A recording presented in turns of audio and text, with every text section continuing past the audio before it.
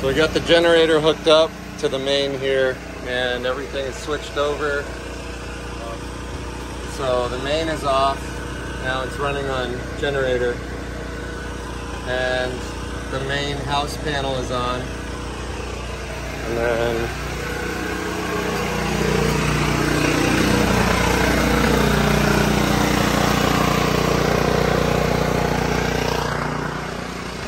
so garage lights are running off the generator.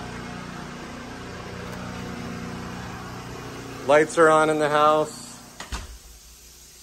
That's on. TV's on. Let's see if we got hot water. Yep, we got hot water. Refrigerator's completely on. Everything right now is completely running off that generator. That is absolutely amazing. And the generator isn't even revved up, barely even flinching. So full house power. The only thing I don't have is AC. We shut the main of the AC off. Can't even activate it, which, you know, don't have a generator big enough for that right now. But as far as everything else, it's fully powered by the generator.